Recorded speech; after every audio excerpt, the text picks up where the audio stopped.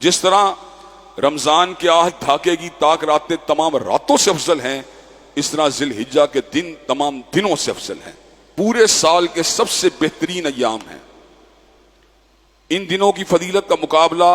پورے سال کا کوئی دن نہیں کر سکتا۔ حضرات گرامی قدر، ان دنوں کے اندر تسبیح کرنا، تحلیل کرنا، تکبیر کہنا، تحمید کرنا، یہ ہم سب کی ذمہ داری بنتی ہے، اور ہمیں ان ایام کے اندر اللہ کی زیادہ سے زیادہ قربت حاصل کرنے کی کوشش کرنی چاہیے۔ ان ایام میں روزے رکھنا بالعموم یہ ایک اجر و ثواب کا کام ہے، لیکن خصوصیت سے 9 ذی الحجہ کا روزہ رکھنا،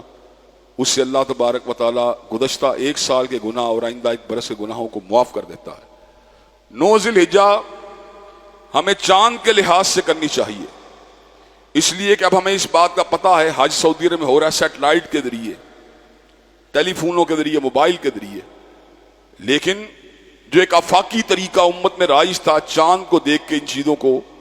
متعین کیا جاتا تھا۔ چونکہ 10 ذی الحجہ کو عید ہوتی ہے اور 9 ذی الحجہ کو حضرت رسول اللہ صلی اللہ علیہ وسلم نے غیر حاجیوں کو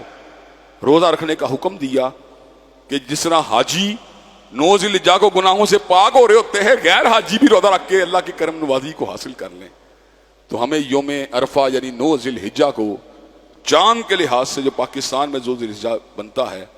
اس کا روزہ بھی رکھنا چاہیے،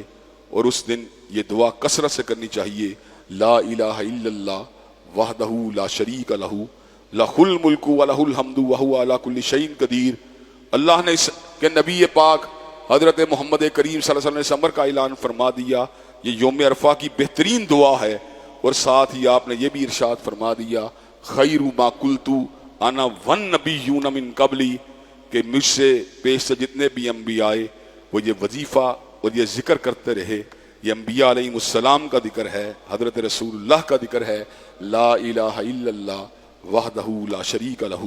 لہ الملک ولہ الحمد وہو علی کل شیء قدیر۔ اگر آپ 100 مرتبہ اس کو ہر روز صبح کہیں تو شام تک شیطان آپ کا بال بھی بیکا نہیں کر سکتا۔ بہت ہی بڑا فضیلت والا وظیفہ ہے، یہ وظیفہ بھی آپ نے اللہ کے فضل و کرم سے 9 ذی الحجہ کو خصوصیت کے ساتھ کرنا ہے، اور عام دنوں کے اندر سبحان اللہ والحمد للہ ولا الہ الا اللہ واللہ اکبر ولا حول ولا قوت الا باللہ، اس کا ورد کرنا ہے۔ اللہ ہمیں ایام ذی الحجہ سے صحیح طور پر مستفید ہونے کی توفیق دے۔